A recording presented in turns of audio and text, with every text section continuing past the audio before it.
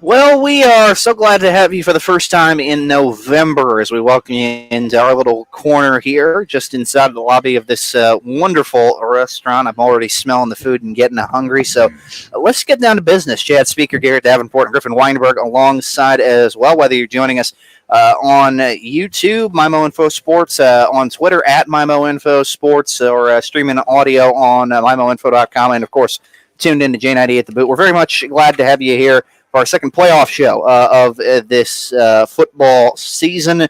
And looking at the results from last week, I think about half of the 21 teams out of the regional radio listening area are still standing.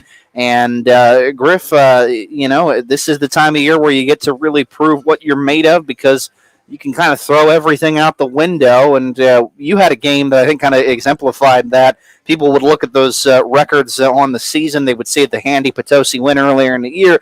They might have disregarded that game. That's the beauty of the playoffs. Anything can happen. Yeah, other people may have disregarded it. I did not. I thought that Fredericktown would come out playing hard, and they did. And I know we're going to talk about that in a little more in depth here in a second. But yeah, you're exactly right. You throw the records out of the window in playoff time because it's win or go home. That's the only thing that matters. You got to give everything you got for that one game. And it was a very exciting one on J98 last week.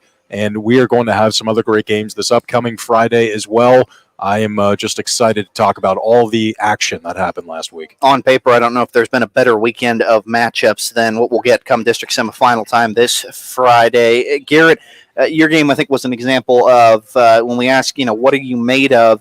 A team that goes in expected to win a football game and maybe expected to win it handily, when they find themselves in a dogfight, the resolve shown to pull away. That's the mark of a good team. St. Pius had that this week. St. Pius sure did have that. They got hit in the mouth in the first half, and they came out in the second half with a fire. They came out. They were able to weather the storm, eventually pick up the victory. And that's what all these teams are really starting to figure out, is that you're going to get hit in the mouth, and it's how are you going to respond, especially deep in the game, in the big-time moments. What are you going to do to get a win? And we saw that from St. Pius, and we saw it from some other teams around the area. And then sometimes, Chad, a team goes out there with the expectation of wanting to continue to play well as they have all season and wanting to win a game that they should, and they start so fast. I think because games get out of hand potentially, we forget how impressive that is to do that in the postseason. Yeah, and if you're a team that has a higher seed and you're expected to do well, not only do you want to win that game, but in the playoffs, you'd like to start fast, especially so even more than the regular season, because if you can give those starters a rest,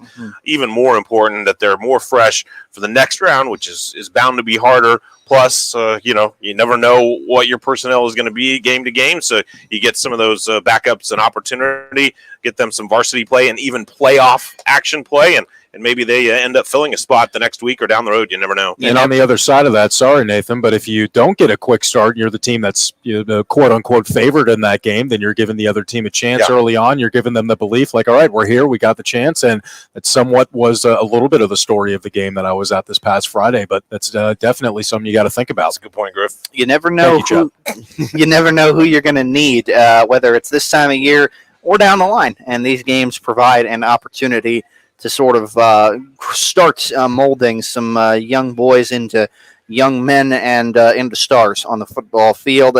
We're going to talk with a team that has a lot of stars. That would be the Hillsboro Hawks. That's going to come up later in the show. And, of course, we have the full schedule ahead of us for district semifinal week this Friday. Again, I don't know if there's a more loaded weekend of football. We'll talk about it in a bit. But let's start recapping what happened in Week 10.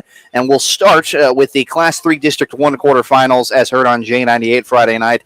It was a game where either team could have come out a winner, but it was ultimately Potosi who advanced with a 21-7 win over Fredericktown Friday night. Defense was the name of the game for the first 12 minutes, but Potosi would break things open halfway through the second quarter.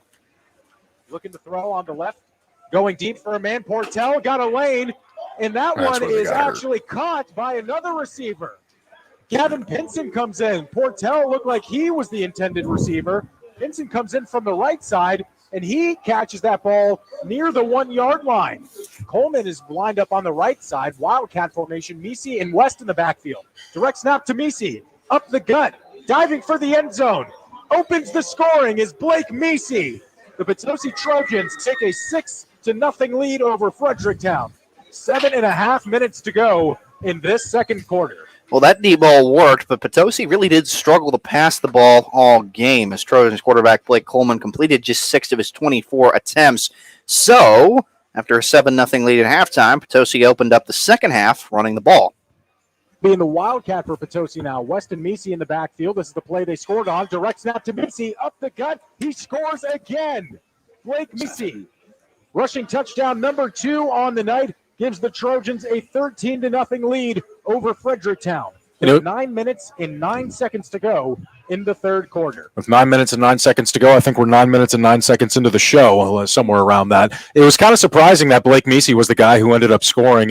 He got all 3 touchdowns in the game. We'll get to the third one, but he really didn't do much, to start off the game. His first carry went for 18 yards, and then after that, he wasn't carrying the ball all that much. I think he might have had 2 carries in the first half, and I think both of those went. No, maybe it was 3 carries in the first half, and then he got 2 touchdowns out of that. So, I mean, once he got involved, then, I mean, things kind of started seeming a little bit easier for the Potosi offense. Receiver jet sweep was a heavy part of the offense this week. It feels like as good as Zane West has been, you could sort of see Dylan Wyrick trying to manufacture offense because Fredericktown got off the field consistently in the early going. Yeah, and Gavin Portell is a guy who was running the sweep. I think he had maybe 6 or 7 runs. I think 5 of those got called back on penalties, actually, which is kind of phenomenal. But I asked Coach Wyrick after the game, I was like, Gavin Portell is your leading receiver. He's averaging, 25, 24 yards per catch coming into the game. Has he been running that, running all that much throughout the season? He was like, yeah, we've had it sometimes and thrown it in there. I hadn't seen it in the few games that I'd done, but it definitely threw off the Fredericktown defense a little bit. Let's go to the start of the fourth quarter. Trojan senior Blake Meesey fumbles the ball. Fredericktown recovers it in Potosi territory, so the game's still only 14-0, and that proves to be the start of a really fun finish to this game because once the Black Cats get that ball back, quarterback Carter Cheney comes up with a great scramble to get down inside the 5-yard line, and that sets up Garrett Marler. In the shotgun, RPO, handoff to Marler, up the middle, diving for the goal line. He's in. Fredericktown on the board. It's now 14-6 with Potosi on top of the Black Cats. 11 minutes, 30 seconds to go in the fourth quarter. After the kickoff, Potosi gets the ball back, drives to the red zone, but fumbles it again. Fredericktown falls on it, and then what happens next? Snap, ball goes behind Cheney, picks it up, knocks it out of the end zone as he fell on it. He knocked it out, and we'll see what the call is here. Looks like Fredericktown came down on it, but rather they're saying Potosi now falls on it. So it's a recovery for Potosi. They take it over at the Fredericktown 2-yard line. And now it's going to be second and goal for the Trojans. Same Wildcat formation. Meesey and West in the backfield. Direct snap to Meesey. Up the gut. He scores. Blake Meesey, his third rushing touchdown of the night, extends the lead for the Trojans. 20-7 over Fredericktown with 7 minutes and 50 seconds to go. That was the dagger score for Blake Meesey with over 100 yards rushing on the night with 3 touchdowns. A guy, like we said, just kind of now getting involved in the run game. Trojans head coach Dylan Wyrick afterwards talked about the second half shift to the run. The ball's really slick, and it got to the points where our quarterback was having trouble gripping it, and receivers were obviously having trouble catching it. 3 minimum. We just had to go to the ground. Blake Meesey and Zane West, and Gavin Portell looked bad. really stepped up. They've looked bad. I thought it was really interesting, Griff, how Dylan Wyrick was doing what he could to put the ball in the hands of his best players. I've advocated this for a lot of different offenses all year. It doesn't matter whether they touch it as a runner or a receiver. Give your best guys the football and let them try to make plays. And, clearly after that first half where I thought the Fredericktown defensive line especially established itself and played well, Dylan Wyrick said, it doesn't matter what you've done all year. If you play well for us, you're getting the ball in a variety of ways. Yeah, and it was a halftime adjustment that Dylan Wyrick made. I think that going into the game, he told me that they needed to, they need to run the ball because the weather that was on Friday night, it wasn't pouring down rain. It was misty. It was kind of hard to hold on to the ball. He said, that's not going to play into our advantage. So we're probably going to need to run the ball a little bit more. They started throwing the ball more throughout the first half, and it just wasn't working for him. Coleman was having trouble connecting with his receivers, and he ended up having only 1 interception. But as I said, he actually only completed 7 of his 24 passes. So the passing game was not working. Started the second half, they really started focusing on the run. Zane West was getting more carries. Blake Meese was getting more carries. That's when, it just seemed like you can open up more passing lanes on in the passing game. That's why Gavin Pinson was able to pick up 5 receptions. I think that's got to be somewhere around a season high for him in one game. Yeah, he had 10 going into the game. So once he kind of, settled down and just relaxed and just kind of said, we're here, we know what we can do. Like you said, Nathan, give the ball to our best players. Blake Meese gets involved, and then, that's, I think, how they were able to come away with the game. Now, for Fredericktown, they had every chance if they wanted to take this game. They could have. Their defense, they came out firing, played the best that they've probably played all year. At least that's what Jake Whitener thinks. Offensively, they just couldn't do anything. They could not generate anything offensively. 44 passing yards. I had 4 rushing yards. I don't know how the sack numbers, total into that, but it was like over 15 tackles for loss that Potosi had in the game. It was just the offense for Fredericktown. That's something they're going to need to work on the offseason. And for Carter Cheney, he's a sophomore quarterback. This is his first year fully being the starter for this team. I think it's a great learning curve for him to get these reps, to be in these situations that he was, and to have success at times as well. It's only going to be better for him, and I think the offense is going to be a little more different next year as we get into move on throughout the season. So I'm curious to see his development. I think there's some bright things in Fredericktown's future, but it was Potosi's night. They won the game, and they got the right to move on to play the number 3 team or number 7 team in Class 3 in the state. 3-7 final record for the Black Cats, but definitely a game effort, especially coming off the week that whole community went through. You can't say enough about the way those kids had resolve to go out there and play as good a football game as they could have hoped for. Yeah, and for the people who don't know, I mean, with everything that went on in Fredericktown, it's devastating, and to see them kind of they didn't put it to the side. It was still weighing over them on Friday night for the game. For Potosi, some of those guys, Dylan Wyrick, they reached out to Fredericktown. They reached out to Jake Whitener, just for the people who don't know, offered any help, offered any assistance earlier on in the week. They fed them after the game. And Jake Whitener, he had great things to say about Potosi and just how classy they were. So for the people who didn't know about that part of it, I just wanted to put that out there. And it's great to see, the entire community, not just Fredericktown, dealing with their all the cleanup from the storm damage, but everyone coming together around the area. Yeah, great to see the way that people rallied in Madison County and St. Genevieve County a little bit as well. Let's talk about the game on AM 1400 as the St. Pius Lancers will be moving on after winning in the Class 1 District 2 quarterfinals on Friday. They beat the Crystal City Hornets 35-0 on KCHF. It was a defensive game that was pretty evenly matched through much of this one. Neither team found the end zone until about 4:15 left in the second quarter. Colin Smith with a 5-yard run makes us a 7-0 game at halftime. And the Lancers were driving at the beginning of the second half through an interception, but fortunately, as they did all night, their defense got off the field, and the offense wasn't going to stay quiet for long. That guy, Colin Smith, able to find the goal line again for a 25-yard score. And he's going to keep it bootleg out to the left side. He's going to try to make a move down the sideline. He's got nobody in front of him. Dives and into the end zone. It is a touchdown for Colin Smith. Make it 13-0 in favor of the St. Pius Lancers. Smith was able to score again with another QB keeper. Here's Smith. Takes a snap, 3-step drop. He's going to take it down and run with it. He's got some open lane. He's at the original first down marker. He gets the first down. There's nobody in front of Colin Smith, and he gets into the end zone for another Lancers touchdown. Colin Smith does it again. And Smith did it again after a broken play.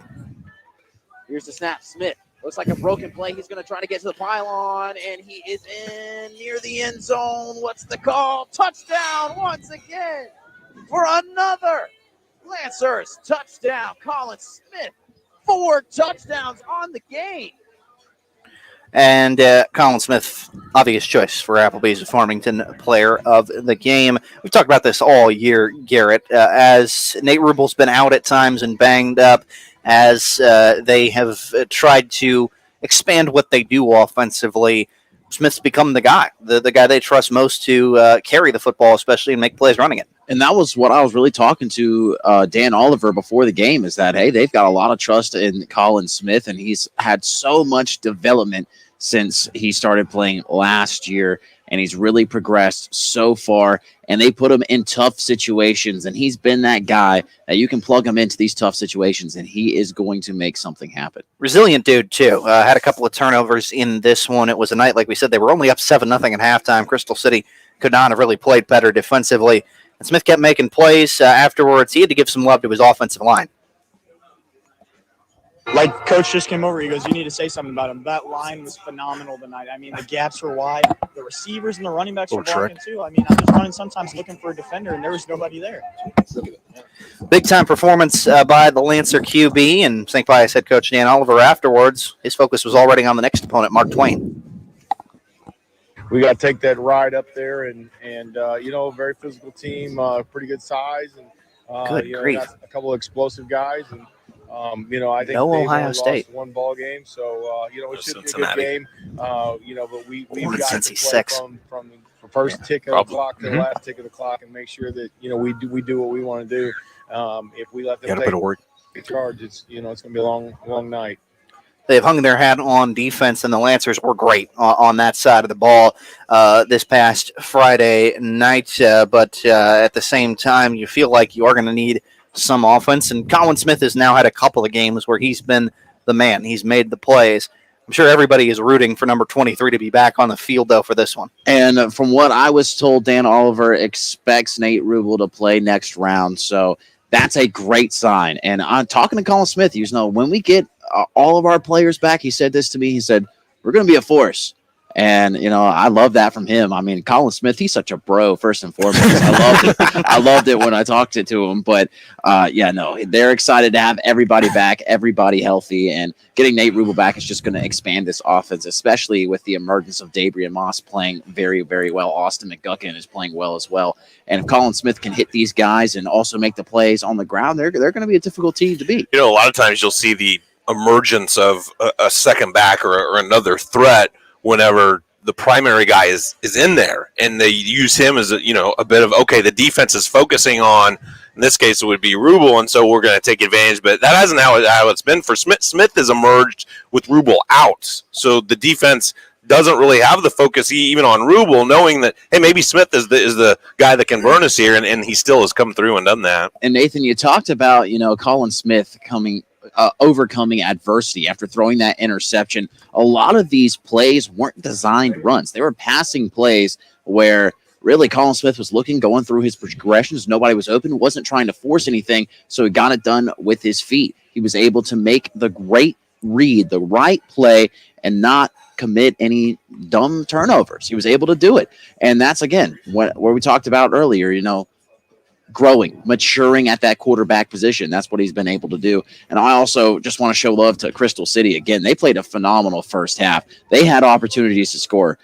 They had just went up against a great St. Pius defense. So Crystal City with, one of their best seasons in a real long time. Just want to show love to them as well, because they fought, even though the final score doesn't show exactly, what kind of fight they had, but they played very well. A lot of progress for Dan Fox's program as they finish the year 3-5. Lancers, meanwhile, are 8-2. Next week, if they win at Mark Twain, that would tie a single-season record, or actually it would set the single-season record for wins there at St. Pius. And that is one of their goals this season. So they have been talking about that for a very long time. Meanwhile, AM 800 KREI, fourth time in the last 7 years, Farmington knocks off Perryville. This time it's in the first round of the Class 4 District 1 playoffs by a final of 49-0. The Knights dominated the line of scrimmage and scored touchdowns on their first 7 possessions. It was a flawless night for quarterback Drew Felker. Threw the ball only once. Tremendous play by Cunningham. Felker's back to pass. He's looking on the seam down the left side. Puts it right in the hand of his wide receiver, Brock Hoffman, who made a quick adjustment and then put his hands over his head to grab it for the touchdown. Tremendous catch by Brock Hoffman and a 27-yard touchdown strike from Drew Felker, his 5th touchdown pass of the year. And on his first attempt, he put 6 more on the board. And Felker ran the ball only 3 times, but for 121 yards. Knights have it on their own 40-yard line, and it's a pull from the fullback, McLean. Felker now has it on the left side, cuts back. 3 carries for 121. That's not bad. Drew Felker to the 20, to the 10, and another. One play, touchdown drive for the Knights. Drew Felker from 60 yards out. 12 touchdowns now running on the ground for Felker this year, and what a sensational first half he's putting together. You hear about, we always hear about great stat lines week in and week out, and you'll hear a guy that maybe went for 200 on 12 carries, or I don't think I've ever encountered a stat line quite like Felker's in this ball game. Obviously, he's the quarterback, so he touches it every play, but really only credited with 4 chances at accumulating a stat. So 3 carries, 3 touchdowns, 1 pass, a touchdown there, and his first carry was actually kind of a missed exchange. Ball on the ground, looked like a point guard splitting through a double team, dribbling it off the turf, picked it up, and scored it. So just never seen a stat line quite like Drew's on Friday night. Not bad. 3 carries, 121 yards, and a pass for a touchdown. Not bad. That's efficient. Yeah, that is the definition of efficiency. That's how you get in for a little bit and make a big impact. We've talked so much about skill guys, though. When you win a game like this, where you score on the first 7 possessions and you only have to throw it once, the big fellas up front did something right. Yeah, and on both sides. The big guys up front, really, that's where the game was dominated for Farmington. And Farmington, Farmington just has a little bit more guys with, even though they had new guys in new spots this year, they have more guys ready for the varsity level than Perryville right now, anyway. Yeah, it's going to be fascinating to see what Farmington looks like a year from now. They're really excited for the years to come. Their defense was very impressive this week. They held Perryville to just 33 total yards. Brady Cook had a blocked punt on special teams, and pretty much all the starters were out by halftime. Coach Eric Grippy selling it a workmanlike effort from his guys. Proud of them because the game went the way that we wanted it to go. They didn't let weather affect them. They came out and they played like they were capable of playing, and then they just took care of business and they got the victory. And we were able to get kids out at halftime so that we could stay healthy for the subsequent rounds that are coming up and let some of our young guys get experience. 7-3 now for the Knights as they will head to Bonne Terre to take on the North County Raiders. There is plenty coming on that game a little bit later on. Meanwhile, Perryville closes the year at 2-8. That's just a taste of what came in the first round of the high school football playoffs in our backyard. We'll take a time out. When we come back, we will run through the full schedule of games from this past Friday night. Hillsboro Hawks going to join us a little later on in the show as well. That's coming up on the Kohl's Tractor and Equipment Football Roundtable right here on J98.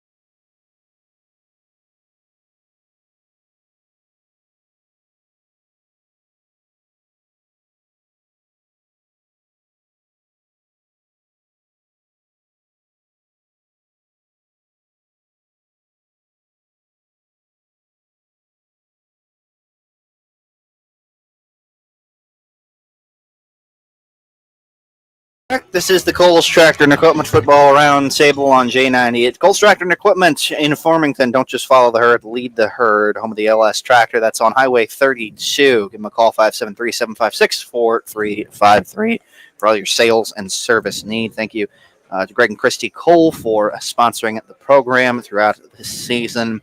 And, of course, thank you to Amy Cousins and her crew here at Applebee's in Farmington for hosting us every week. We're hoping to be back with you next week for one last show. We'll have to kind of wait and see how things play out this Friday night. Let's flash back to last Friday in Week 10. How did things go in the district quarterfinal round for area teams? Well, we told you about a couple of games. On J98, Potosi beats Fredericktown at 21-7. That's in Class 3, District 1. In Class 1, District 2, St. Pius tops Crystal City 35-0 is heard on KJF. And in Class 4, District 1, Farmington knocks off Perryville 49-0 as heard on KREI. Rest of the games went like this. Class 1, District 1 quarterfinals. St. Vincent tops Charleston 43-8. St. Vincent head coach Tim Schumer says Charleston scored first, but then the Indians took over. We stopped them on their first drive, and then they snapped the ball in the punter's head out of the end zone for a safety. But then when we got the ball, we were able to move it into the other team's territory, but kept having some penalties that kind of shot ourselves in the foot and pushed us back, gave us some tough distances to overcome on some second and long, third and long situations. But our defense did a great job, keeping the score 0 on their side and getting us the ball back to get opportunities. St. Vincent moving on to next week where they will take on, or they'll be back at home, and they'll get to host Scott City. More on that game in a bit. Class 2 District 1 quarterfinals we head up now. Kind of the most surprising result of the night. Jefferson Blue Jays fall at home to Kelly 22-21. Late touchdown and 2-point conversion fells the Jays. Their season ends with a record of 7-3. In Class 2 District 2, Grandview wins one of their first district playoff games ever. They win at home 28-14 over Cuba. Eagles head coach Dave Dallas talked about the second half. Well, I think the second half, our senior leadership took over, and we played extremely hard. Our defense played lights out the second half. We had a goal line stand on the 1 yard line, 4 downs in the 1 yard line, stopped them. And from that point over, we had a pick right after that. We just kind of defensively lit it up, and we ran the ball extremely well. So Grandview improves to 7-3 with the win. Up to Class 3 District 2 in the quarterfinals, the Herculaneum Black Cats beat Roosevelt 30-12. Cats head coach Blaine Boss says it was a good win in a Week 10 game. We kind of had the battle there with our field conditions, and, with the wet ball stuff, and our kids did a great job with that on offense. Take care of football, no turnovers, and really had some long drives for us and kept the defense off the field. With Roosevelt, they were very some athletes. At any given moment, it's one of those you kind of hold the breath, hopefully make some tackles, get them down to the ground. But no, overall, definitely super proud of our kids. Herculaneum has won 4 in a row to get to 5-5. Also in Class 3 District 2, St. Genevieve tops Bayless 56-8. Dragons head coach Jay Pope had high praise for Zach Boyer. It was another night where he touched the ball. Well, I think he had 5 touches and he had 4 touchdowns. Last week he touched the ball 4 times and had 4 touchdowns. And that's just the kind of player he is. We feel like getting him in space and getting him those touches when we're getting the looks to get those touches that he can score. Certainly that's a big part of who we are, and we kind of go as he goes. If you look at the Park Hills game earlier in the year, they really took him out of our out of the game plan, and it showed with the final result. So yeah, anytime we can get the ball to Zach, there's a good chance that it's going to be efficient for us. St. Gen, winners of 4 in a row, is now 7-3. We told you about one Class 4 District 1 quarterfinal. The other, Festus, knocks off Sykeston 48-6. And Coach A.J. O'Fadley says the Tigers are getting stronger. Even though we had really big disappointments in games that we lost, either on the last play or the last drive, it built some resilience in our guys. And also, it in those games, flip those 1 or 2 plays or situations and win those games, maybe you're not as urgent about getting better. And, the disappointment of those losses has driven us to really focus on working on some things that we weren't doing so well. And, I think we're getting better as we go. Also in Class 4 District 1, North County beats DeSoto 55-14. Raiders are 9-1. Festus with the win against Sykeston improves to 6-4. Class 4 District 2 quarterfinals, Windsor falls at Gateway 30-16, so the Owls end the season on a 5-game losing streak with a record of 3-7. In Class 5 District 1, Second Jaguars able to get a 25-0 win over Cape Central, and head coach Nick Bayer says the Jags have accomplished several goals this season. Yeah, if your listeners have been following along all season, we set those goals of, beating Fox, winning conference, and the last thing we wanted to do was win our first district playoff game tonight, and we got it done, 25-0 over Cape. Elsewhere in Class 5 District 1, Fox falls at home to Melville 38-12, so the Warriors end up with a record of 3-7. Class 6 District 1, Northwest has a 4-game win streak snapped. Their season ends with a 42-0 loss to Marquette as they wrap things up at 5-5. So that's how things played out this weekend to open up the high school football playoffs, and everybody's a big winner this time of year, obviously, when you survive and advance, but looking at our big winners for this particular week, I'm going to start with the Festus Tigers because this is the second week in a row where this offense is great. They pile up the points. You expect them to score 40 plus. That's not a big deal. Second week in a row, they've won by 40. They finished the regular season with now pretty handy victories over St. Charles West, and then they beat Sykeston to start the playoffs. For all the close games they've been involved in, it probably feels good to be able to handle an opponent, to start fast, especially, which I know is something that they'll want to see next week, obviously, when they go to Hillsboro. Griff, you got a big winner for this week? My big winner is every team, Nathan. Every team that won last week. Because why? They get to play one more week. Mm-hmm. And I think that's a big win for anyone. When you get to continue the season, you get to have fun doing what you want to do. Now things are going to start getting a little more serious. I think for the most part, there weren't any upsets last week, right? I don't think there was any 6-seed beating nothing up. Major by the seeds anyway. Yeah, by the seeds anyway. So quote unquote, it was all chalk last week, and then now things are going to start getting a little more intense with the district semifinals coming up. It's going to be a very exciting Friday. But everyone who won last week, they are the big winner, Nathan. Yeah, the regional radio area teams who were lower seeds all lost, and our area teams who were higher seeds all won except for Jefferson. As I mentioned, that was kind of the surprising result. Yeah, came down to the wire. It sounds like they're against Kelly. Chad, big winner for you? Well, I mean, that was the one I was going to touch on, not as a winner, but that's the one I got wrong. I mean, last week on this show, I had Jefferson over Kelly big. I thought they would handle business there, and in fact, I said that I thought they would win Class 2 District 1. Jefferson kind of stubs their toe there, and I was really on the Jefferson bandwagon. I thought they were going to do well come district time. I think.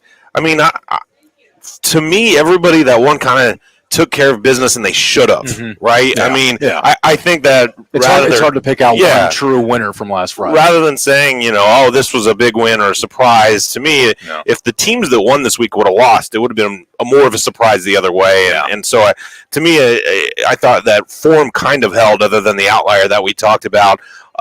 Cape Central is down this year. We know that, but I think throwing a shutout at them was impressive for Seckman.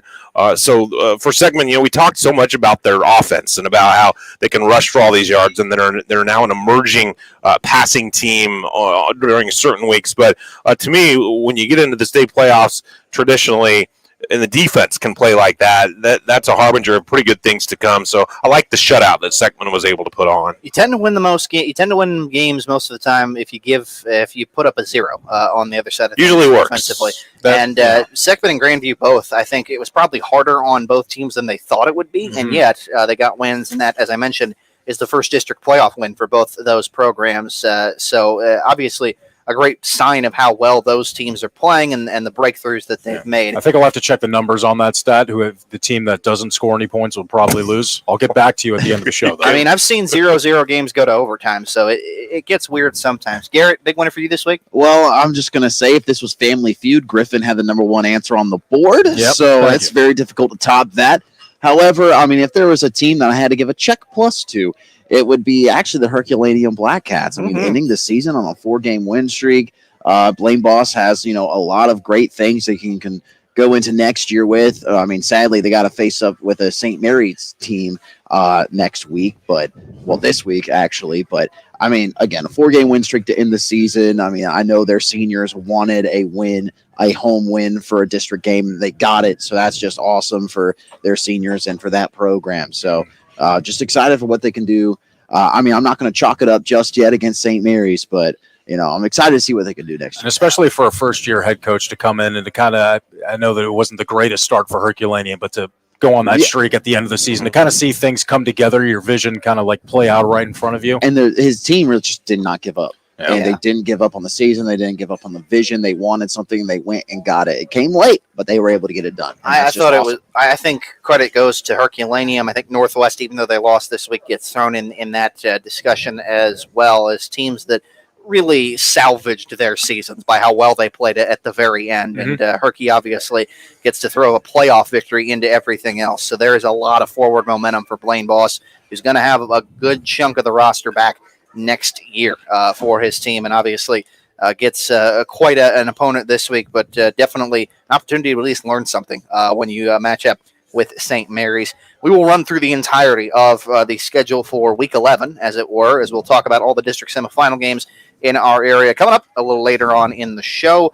Going to take a time out, though, and when we come back, we'll get to hear from our guests of honor this evening. Hillsboro Hawks were one of those teams who got to sit last week out, one of three in our area. Now they get an old friend in the district semifinals, and it was pretty good when they played earlier this season. We'll talk with head coach Bill Saharsky and a couple of their seniors about the rematch with the Tigers. That's on the way after this on the Coles Tractor and Equipment Football Roundtable on J98.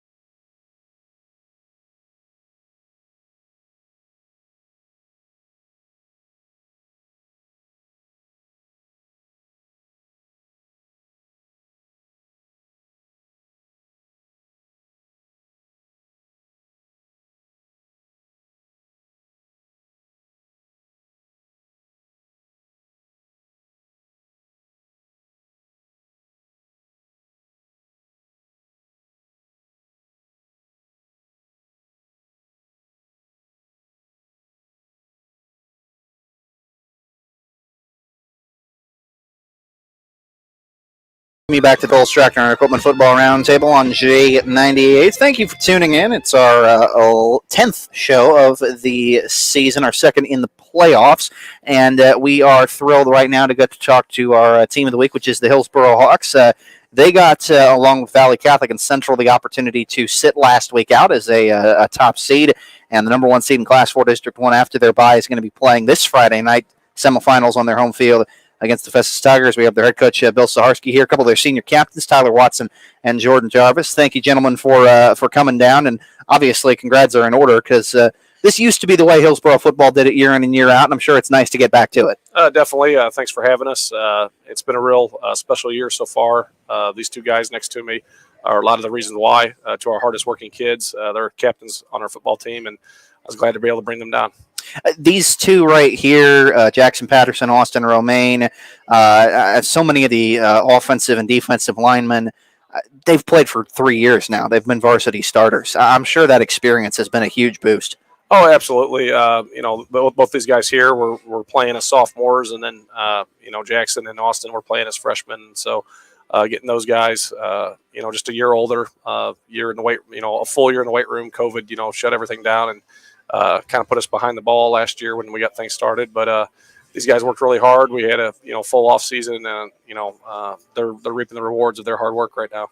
I had a chance to see that first matchup with Festus, and the first thing that jumps out is that I think Jackson was up over 35 carries that night. He had a heavy workload, but it didn't look like he slowed down by any means. And talking with him afterwards, he said, "I loved it. It was fun." So I'm sure, given how much you ask of him, even 2 weeks ago against Poplar Bluff, it's great to know, as far as he's concerned, he's still fresh, it seems, for every rep. Yeah, we had a lot of games earlier this year that got out of hand early on, and those guys' carries were limited. There was games where they had 6 or 7 carries between Austin, Jackson, and Tyler's had games where he had 3 or 4 carries and 2 catches, and those guys didn't play much in the into the third quarter, into the fourth quarter. Last week's game against Bluff was a little bit of an anomaly because Griff did a good job running the option, and Jackson was the recipient of some of those pitches out there on the edge. So some of those carries were not by design. It was just how the defense, how they matched up and everything. And it was designed by the option, but not necessarily who's going to have the ball. Once we read that, that's dictated by how they play against us. So that added to his carries, but at the same time, he's always ready to carry the ball and take that workload if he has to. Yeah, it's and like you said, it is such a deep group that it helps for this time of year. Tyler, you've been involved as a ball carrier and a receiver this season. Does it just kind of help you to know that, hey, if I don't rip off 40 yards, it's okay. Austin can carry it. Jackson can carry it. Peyton Brown can come in and carry it. I just got to do my job.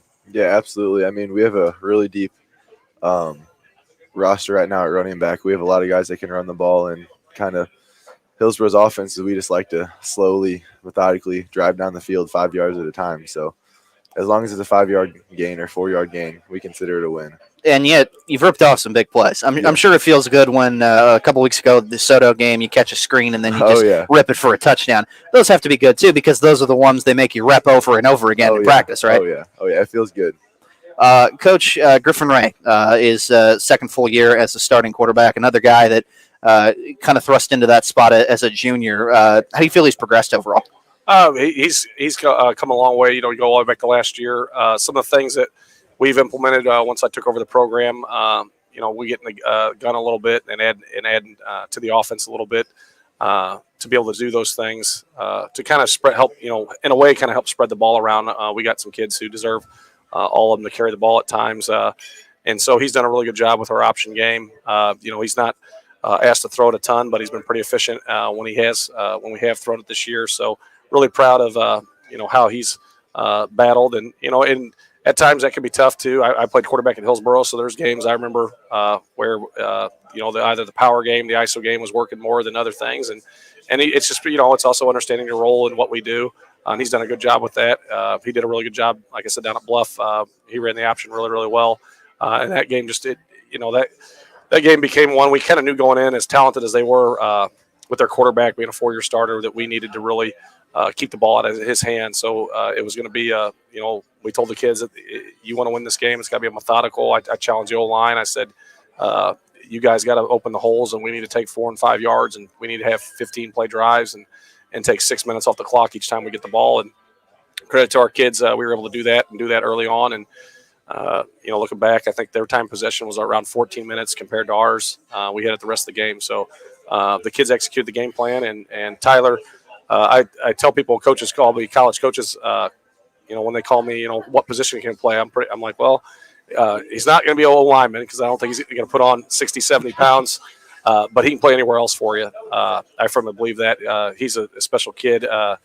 He's unique because he's a great ball carrier. He's a great receiver, but he also blocks extremely well. And with what our one position he plays, that's key, and that's key to what we do. It's kind of the unsung offensive position because he'll get his touches here and there, but we ask him to do a lot in the blocking game, and he doesn't complain, and that's good. I really think it's going to help him for college because coaches want kids who not only can run and catch the ball, but are willing to stick their nose in and block, and he can do all 3 of those things. Everybody wants a player, a 5-tool player, kind of that baseball terms. We're talking to Hillsboro head coach Bill Saharsky, as well as a couple of the Hawks senior captains, Tyler Watson and Jordan Jarvis. Jordan, I want to ask you, it kind of seems like that methodical 3 to 4 yards approach that wore Poplar Bluff out eventually because it was 19-13 to start that fourth quarter, and then you guys just kind of bolted away from with some longer runs. Do you get the sense in games, not just that one, but throughout the season, we're wearing the other team out? They're getting tired. Yes, sir. We love it. We just keep in the huddle. We look down the clock, and it's already like 8 minutes gone down. We're just keep moving it, and they haven't even had the ball yet. We just keep moving down 5 yards, 4 yards, and if we get 3 yards, we're not mad about that either. Yeah, I'm sure it's gratifying in the sense that, this is why I have to go to the weight room at 5, 6 o'clock in the morning in the summers. But how much do you tell the younger guys around you, hey, the reason I can do this is because I've had to put in a grind to get there? All the time. They always ask me, like, what did you do when you were my age back then to get better? And I was like, just keep working, keep showing up every single day, never be late, and it'll be there. You'll be there. The other place where the grind has really paid off is on defense. I think it's 6 shutouts this year. How much fun is it to get to play on this defense? Oh, it's amazing. We just fly around. Credit to Coach Ray.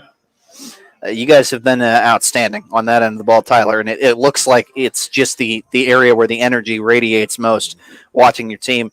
Where do you feel like you guys have made the biggest jump from last year? I feel like as a defense, obviously we're a very physical defense, which is what you have to have in a good defense, but we've also got the mental aspect of it down. So we all know what every person on the defense is doing on any given play. So we know where there's going to be open holes, where do we need to fill. Like, we're just all in the same mental wave. So it's resulted in not just the wins, every win since Jackson to get you to 8-1, conference championship, state rankings. You can throw all that out the window, though, because now comes the postseason. Before we talk about playing Festus this go-around for Tyler and then for Jordan, what's the thing from that Festus game, that first matchup, that stands out in your mind and you go, okay, I have to remember this because it's going to matter this go-around? Well, I mean, if you think about it, that game all came down to a fumble inside the 5-yard line. Like, they were knocking at the door. It was a close game. We just have to come into the game ready to play, be physical, and just remember what we've been practicing because it came down to the wire last time. Jordan, on one side of the ball, at least, you did dominate. The offensive line did whatever it wants. So I'm sure this week in practice is up in the emphasis. Hey, let's go out and road grade again. Oh, yeah. Pancakes every single time. Yeah, you guys have been eating pretty well every week, it sounds like, over there. I'm kind of curious, Coach.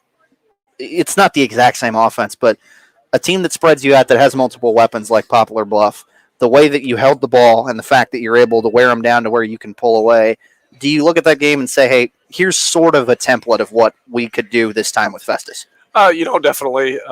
When you see, spread teams, we'll get in some spread principles that I mentioned earlier in terms of what we do. But I'm someone, I guess, a bit of an old school kid growing up. I watched a ton of Nebraska, Notre Dame on on TV and watch them run the option when I was a kid, and that's what we ran at Hillsboro. So I grew up under center. I grew up watching teams under center, and I think it's just beneficial sometimes when you can just get back there on the, if you need 1 yard to get under center. And Hillsboro's, it's always been built on that. It's always been built on a strong run game. And, we really haven't deviated from that. And our kids, they like it. They understand that, this is kind of what we do. We're a bit different than a lot of people around here.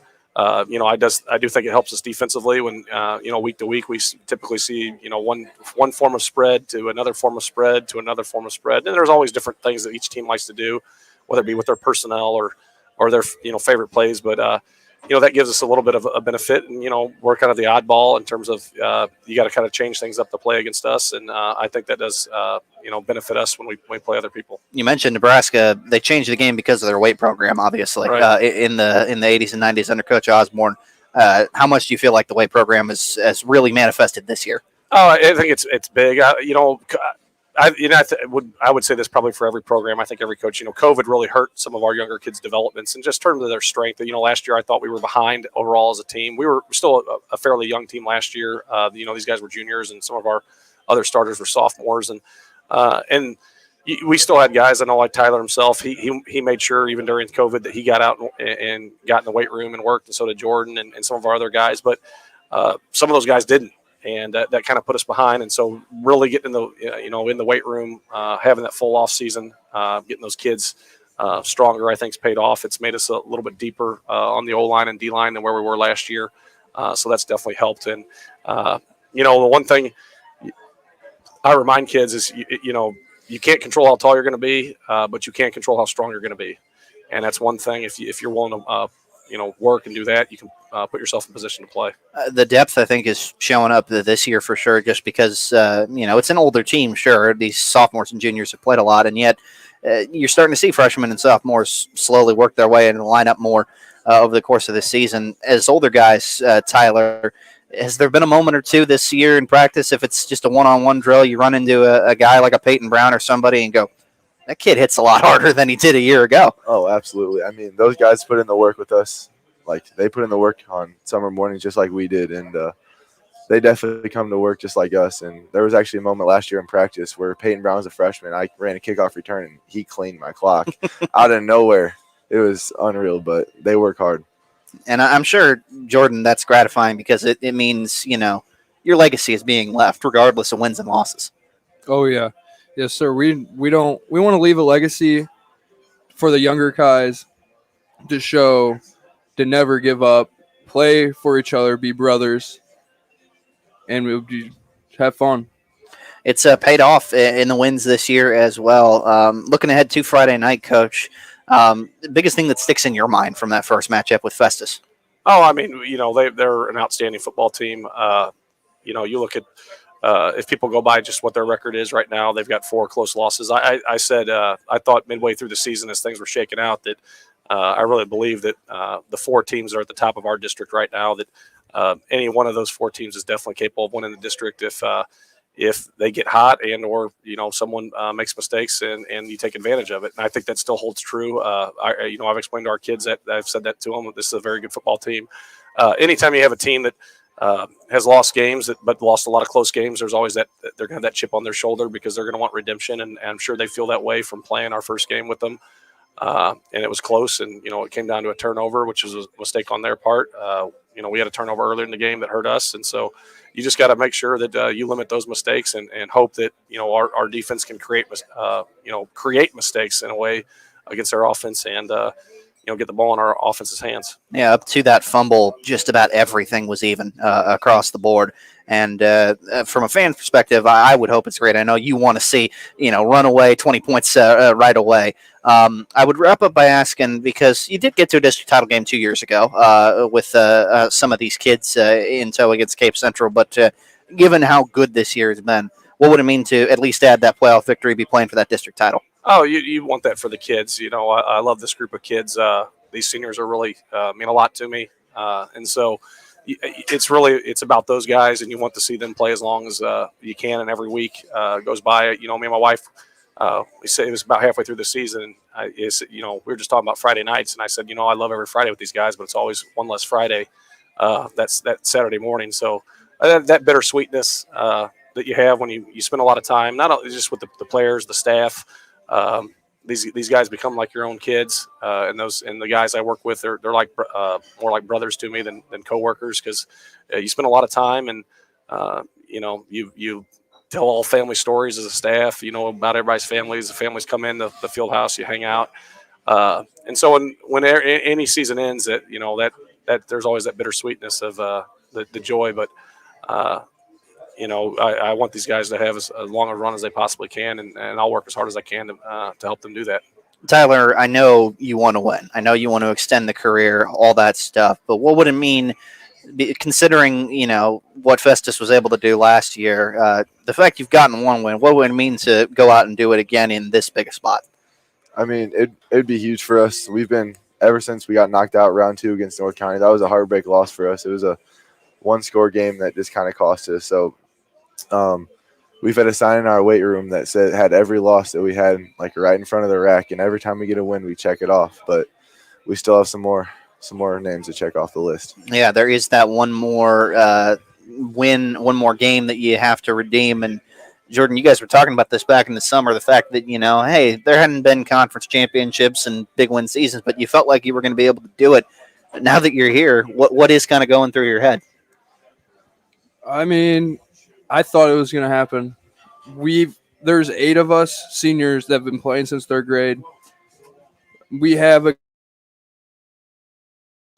we know what each other is thinking right off the bat. That's how our defense is so fluid. It's because even the juniors we've played against, they were just a year younger than us. So we've always had them. We've always played with them. So we're just connected as more than a team. It's like a family, I feel like.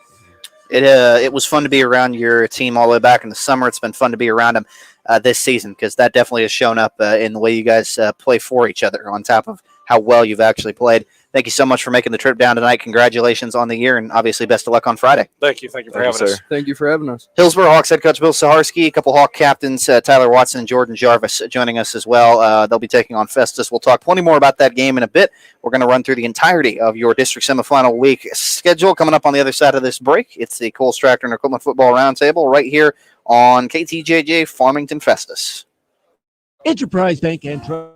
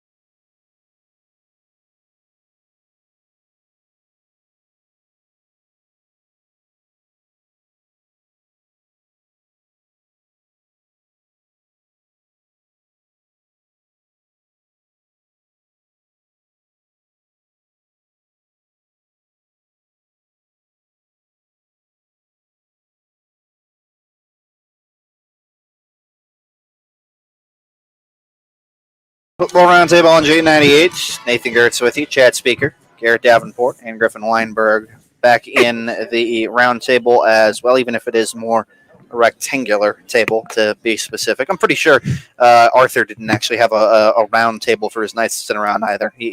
That's a hard thing to pull off. Arthur's not here, so we can we don't have to worry about Arthur. We can do what we want. We can smear his name. We can say that nothing cool happened during the days of King Arthur. Really exciting matchups on the way for high school football this coming Friday night as we head into the district semifinals. We'll tell you about the games that are on J98 in a bit, but want to go through the other 6 on the schedule this week and just kind of break them each down since we have a little bit of time to do that. Let's start in Class 1, District 1, where in the semifinals we get a rematch of a regular season battle. The St. Vincent Indians, number 2 seed, hosting 3rd seeded Scott City. St. Vincent went to Scott City and was able to hold on for a 28-27 win during the regular season. So the confidence will be there for Tim Schumer and the Indians, Griff. I think it might have been 28-26. Yeah, 28-26. Yeah, good memory, Griff. Yeah, I think that the confidence is definitely going to be there.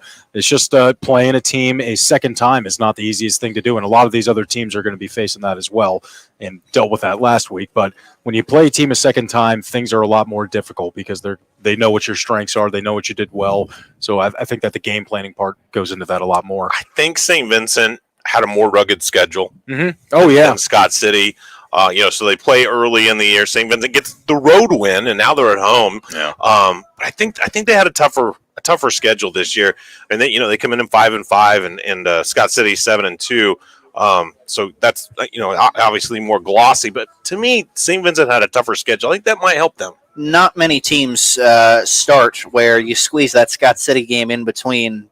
3 of the 6 best teams in Class 3 in Valley Catholic and Central. The Tim Schumer's team was definitely tested. You saw it immediately pay off because they won 3 in a row and they shut out the next 3. Shutouts, and it is worth noting, it's weird to say about Tim Schumer with his air raid attack, but they're a defense-first team. That's where they've been best this year. Even in the closer losses to Pius and to Jefferson, their defense has still played pretty well. You would expect them to do that again on their home field.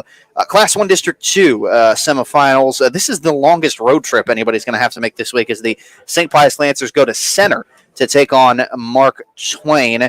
We don't know much about the opponent, as we sort of talked about at the start, Garrett. We do know that St. Pius, an excellent defensive team, and as long as Nate Rubel feels like he can go out there and give you close to 85% or more, he's going to be a threat whether he's running or catching the football. Yeah, if Nate Rubel's 100% healthy, he's a threat to any team, really. But looking at this Mark Twain team, I mean, it's kind of a big old question mark with them because they're 9-1, and we're talking about scheduling. They haven't had the best of schedules. There's a lot of teams that are under 500 that they've played. They've lost to a Bowling Green team, 9-0. They're really good, and lost by 2 scores. So it's kind of a big question mark coming into this game is how good is Mark Twain actually?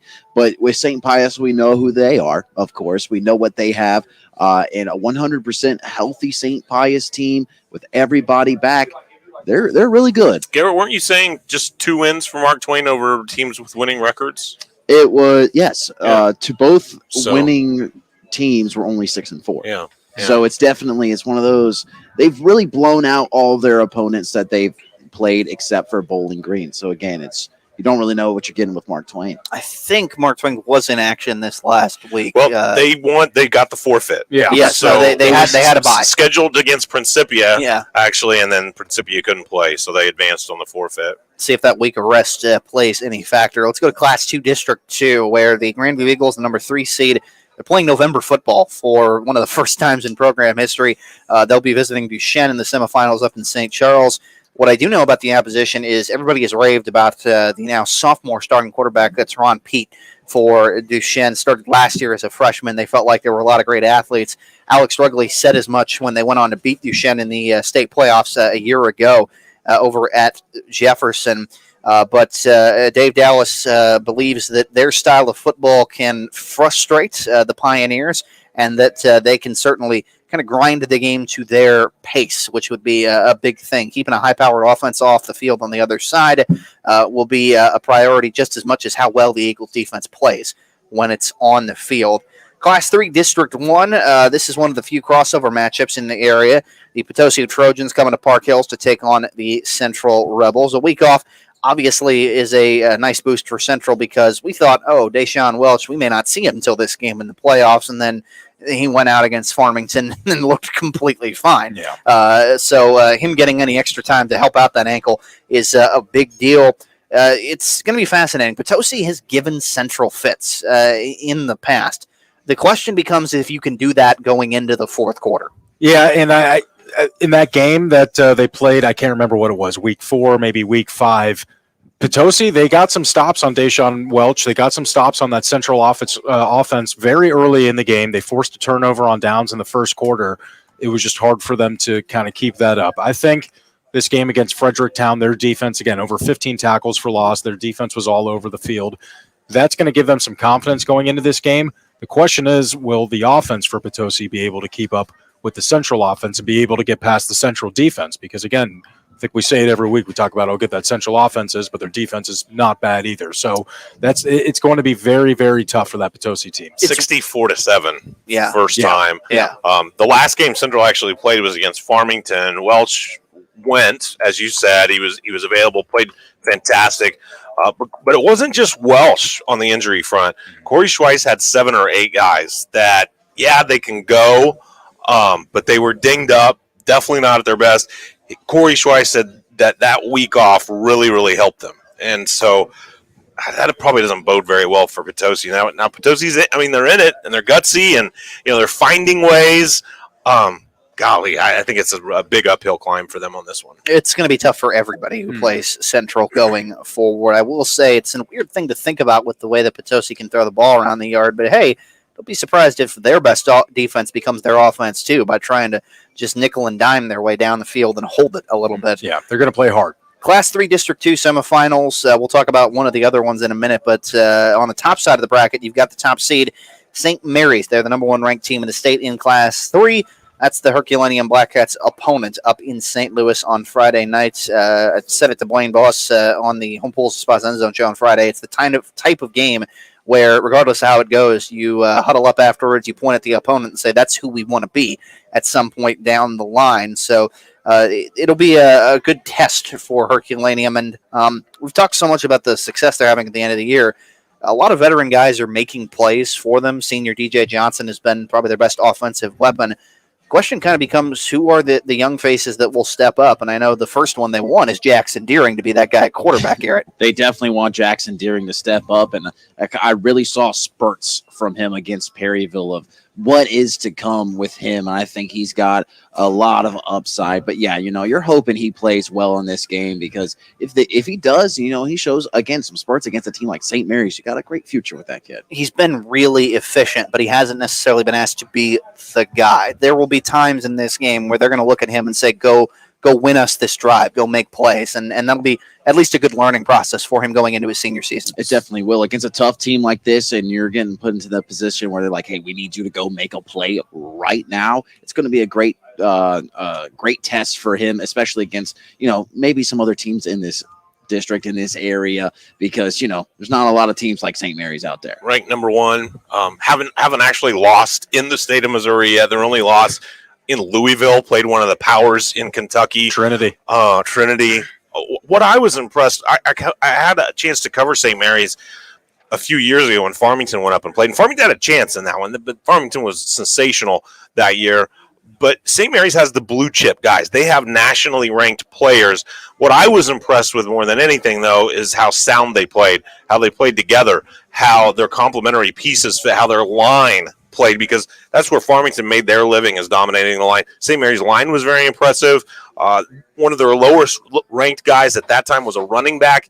He was very good. And so I think St. Mary's does a pretty nice job with the outfit they have now, combining their great players and fitting everybody together. They're a really nice team. They have been quite a team the last 5 years or so. And last year when they dropped to Class 3, didn't really slow down. Class 5 District 1, last one we'll talk about here for a minute. I think this could be one of the more exciting games of the weekend as the Poplar Bluff Mules visit Imperial to take on the Seckman Jaguars. Football people love to say styles make fights. Man, this is a massive style disparity. Spread it out, throw it around, use all these weapons all over. Veteran quarterback who knows what he needs to do throwing the ball against Cannon Carr. And then Seckman, it's here's quarterback dive 50 times. Try and stop it. It's going to be fascinating to see whose tempo wins out, because Poplar Bluff won't mind if it gets a little up and down. They'll go shot for shot, score for score with you if Seckman is running the ball at will. On the flip side, Nick Bayer is going to maybe want one of those 3 to 4 yards at a time kind of games. That's exactly my first thought, Nathan, is the styles to me are so intriguing because Poplar Bluff wants to make you defend the entire width and the entire length of the field. Seckman says, can you defend these 3 feet? Because that's where we're going. And to me, that's very, very interesting. Sounds like a Picasso painting of styles. Yeah, it's going to be just a complete difference in how it goes. I will say the fascinating part in this is what happens when one of these teams takes a 2-score lead, if that ends up happening. If Seckman does, can they sit on it, basically, and just eat the clock out? If Poplar Bluff goes up 2 scores, what does Seckman do? Because they're throwing it more, yes, but they're throwing it on their terms, off-play action in spots when they want to in the red zone. They're not throwing from behind. They're not trying to move the ball from behind much this year at all, and that'll Seckman certainly built to hold a lead better than Bluff. Yes, they're better to play in front, and that'll be the thing. The 2 losses this year Seckman suffered, I think, were really the only 2 times this year they have played from behind much this season. They were playing from in front, even in a loss to Ladue late in the year. So we'll see how that one goes. But yeah, if you're looking for just something to watch on a Friday night, that game in Imperial should be a delight. The winner, by the way, gets Jackson. I know they play Melville, but the winner gets Jackson. Measuring stick in 2 weeks, and Nick Bayer was already saying on our End Zone show last Friday night, we're planning on being in Jackson, so they know where they need to go if they can get a win this Friday. Just for the record, I meant to say Jackson Pollock, not Picasso. But yeah, go ahead. Yeah, no, that was better. No, I understand what you're doing. We'll have more discussion of art theory and history with Griffin Weinberg in a minute. We will briefly discuss the Missouri Tigers, and of course, we'll get you to the games that we're going to have on regional radio. That's all coming up after a quick timeout. Stick around. We'll wrap up the Coles Tractor and Equipment Football Roundtable after this here on J98.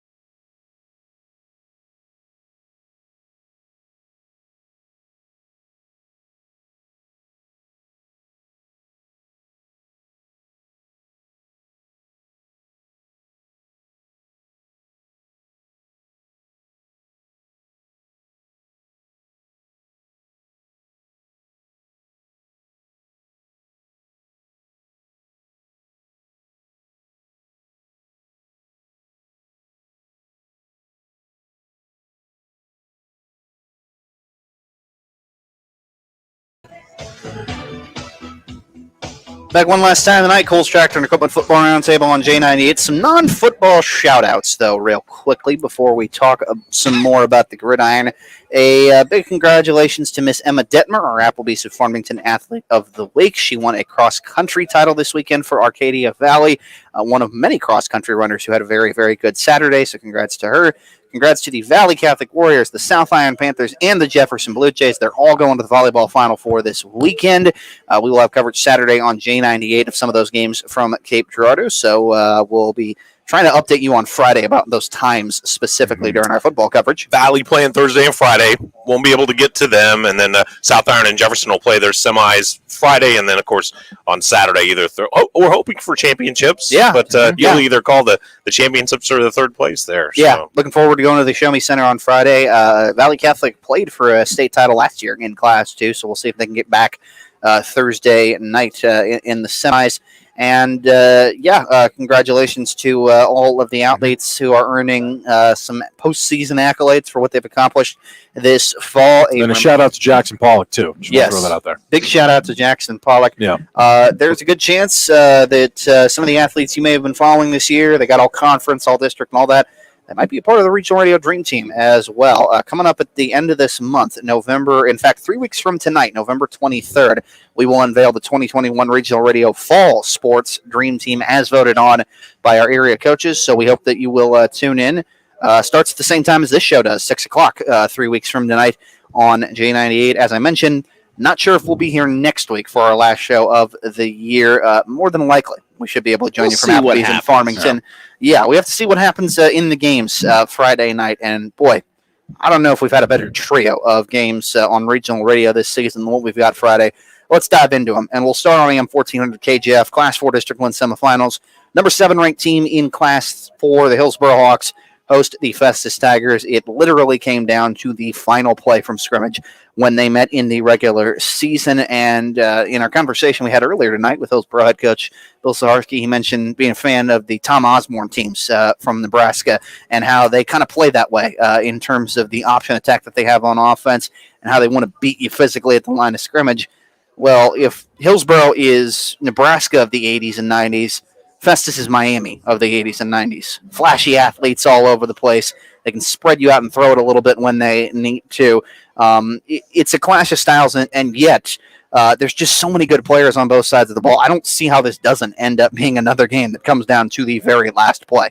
And my question right now is with Festus, can they put together 4 quarters against a real quality team like Hillsboro? That's been kind of the question with them, is that they've got out into these early deficits and they've had to work their way back.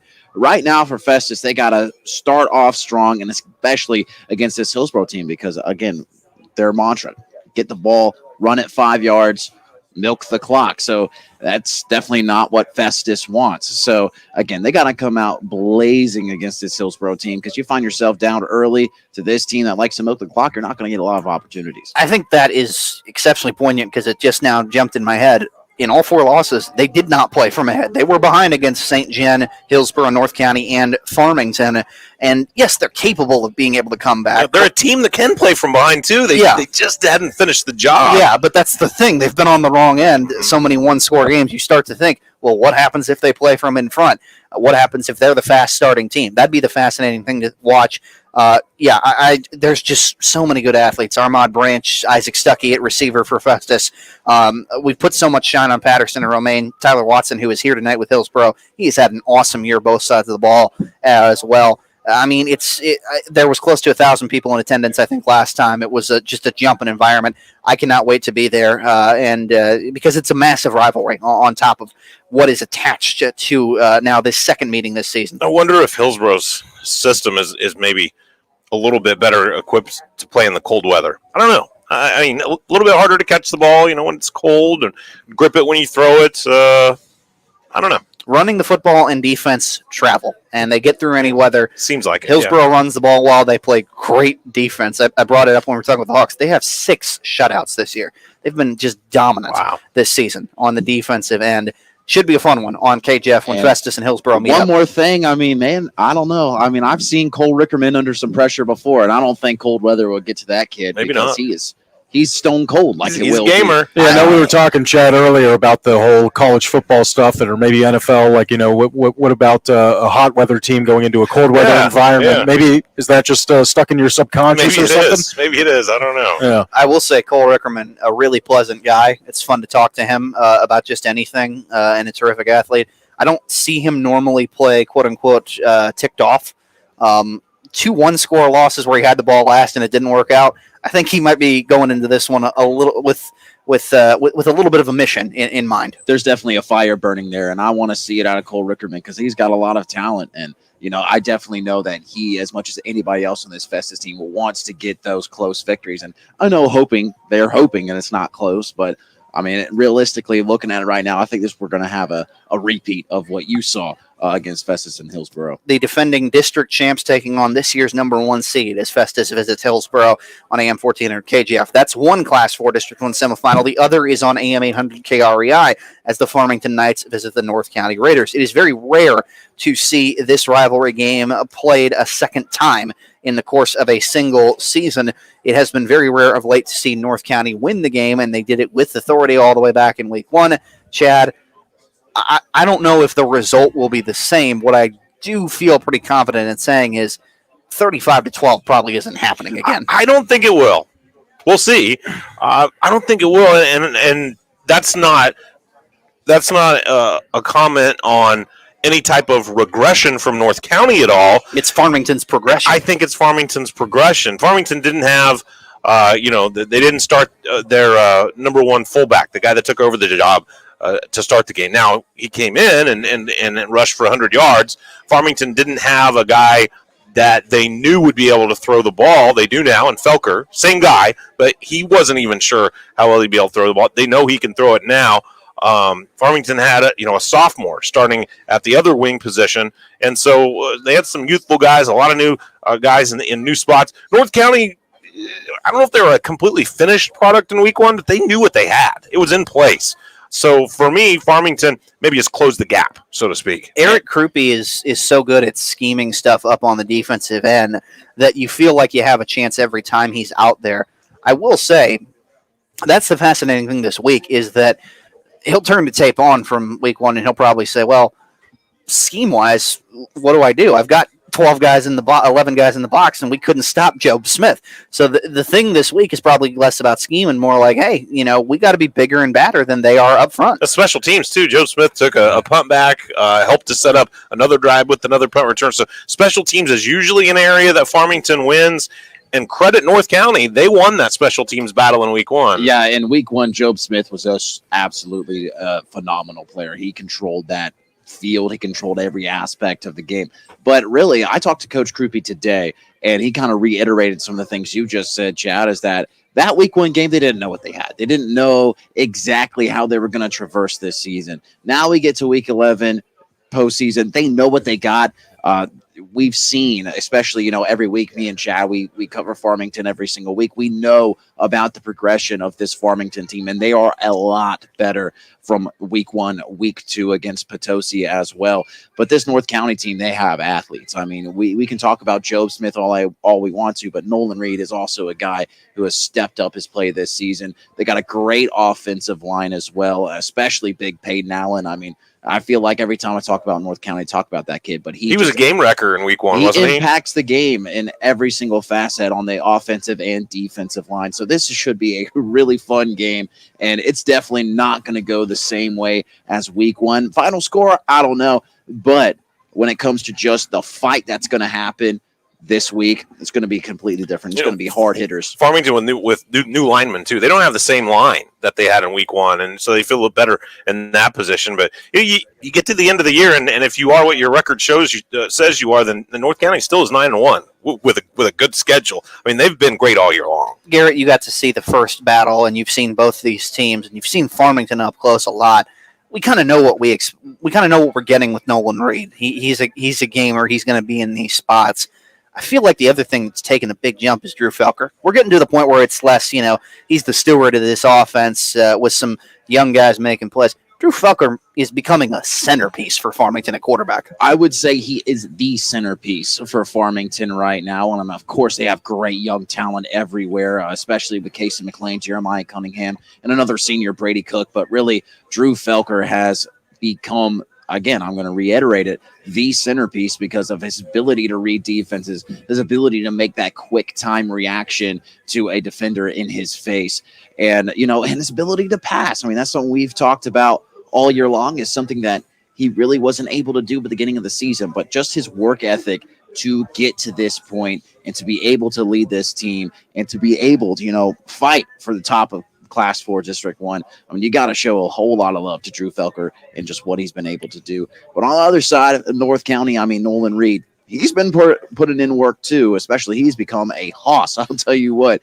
I mean, I've only been here for a year, but I've heard about just Nolan Reed and his work in the weight room and just getting smarter, getting bigger, and being that guy to also be a centerpiece. So I really love this quarterback matchup for this Friday. I think we used the Cam Newton comparison at one point this year. It's the closest thing you have to that big a dude playing quarterback. AJ O'Fonnell actually made that comparison. I loved it at the time. I was like, it makes sense. The Cam Newton, yeah. I loved it. And also with Nolan Reed and his improvement with throwing the football, I know they don't do it a whole lot, but he still can as well. So it's kind of like the same thing, kind of, when you look at Drew Felker and Nolan Reed. They don't really like to throw the ball, but they can sling that thing if they really wanted to. Feels like it's going to be the one-score game where you have to make at least one throw. Farmington did not have to wait long for their shot at redemption, their first loss in a while in the rivalry to North County. They get it here, Class 4 District 1 semis. That is on AM 800 KREI. Well, speaking of rivalries that are not often renewed within season, our final game to talk about the Class 3 District 2 semifinals. That'd be over on J98, where the St. Genevieve Dragons will visit the Valley Catholic Warriors.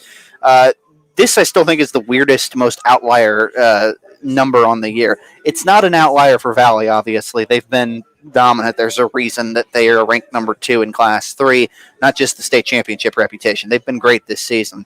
But St. Genevieve, really, since the Valley Catholic game and since a couple of tougher matchups mixed in there, including a close loss to Kennett, they've been not. It's not just that they've won 4 in a row; they've dominated since then. Griff, they look every bit the really good team we thought they would be after they beat Festus week 1, and I feel like that's a reason why this is another matchup that should be much closer than it was in the regular season. Yeah, and I think their defense has kept them in a lot of games, but over the last 4 games, Aiden Boyer, 19 passing touchdowns, 0 interceptions.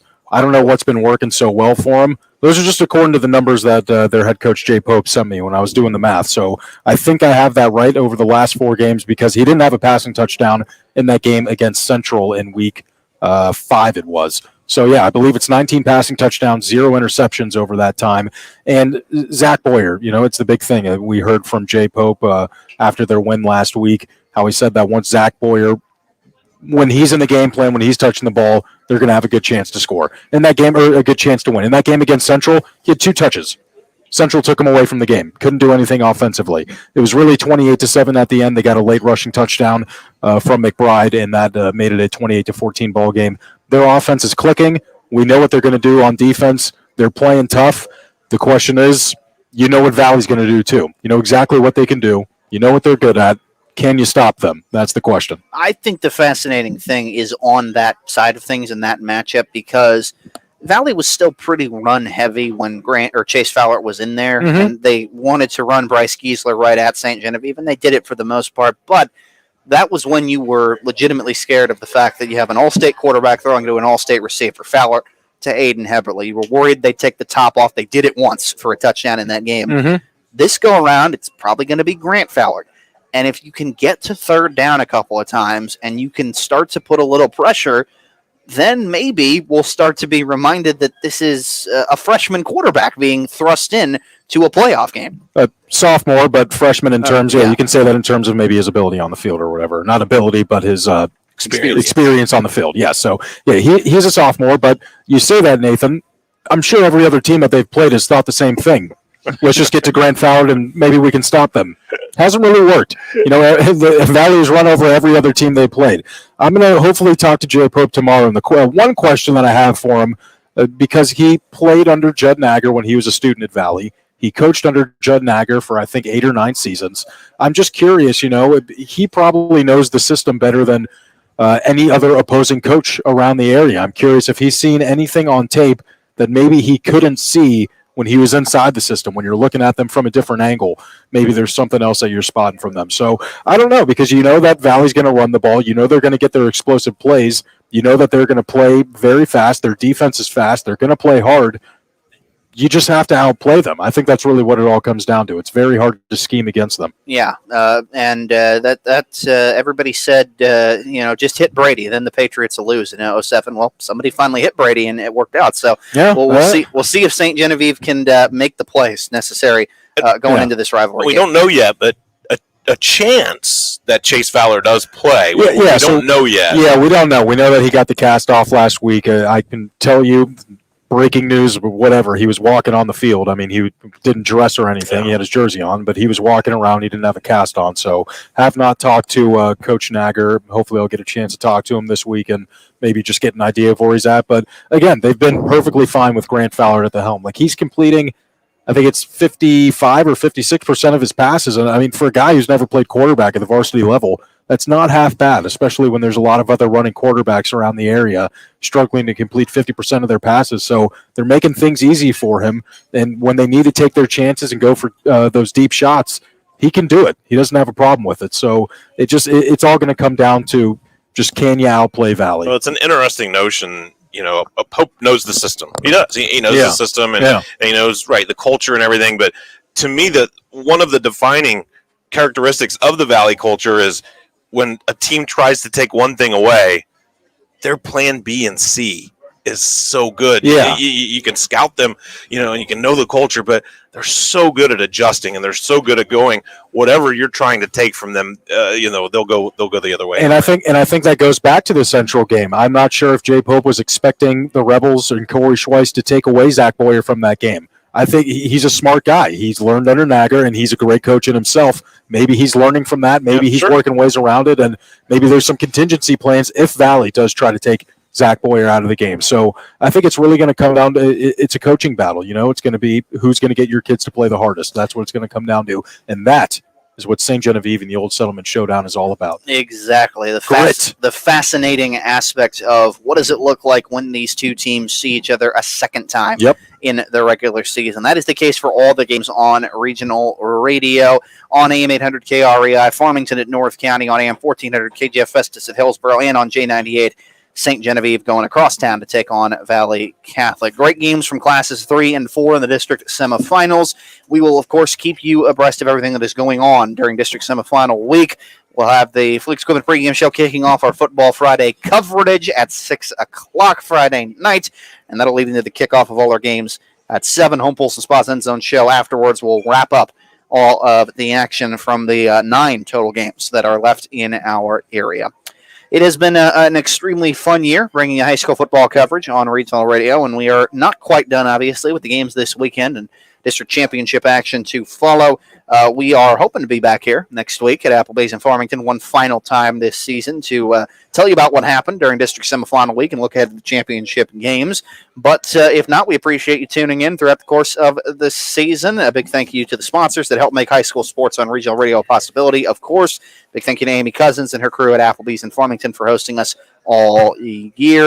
And a thank you to you, the listener, for tuning in. For Garrett Davenport, Griffin Weinberg, and Chad Speaker, I'm Nathan Gertz. Appreciate you being with us for another edition of the Kohl's Tractor and Equipment Football Roundtable on J98. Hopefully we talk to you next week. Until then, stay warm out there. And until next time, so long, folks. You can enjoy a hot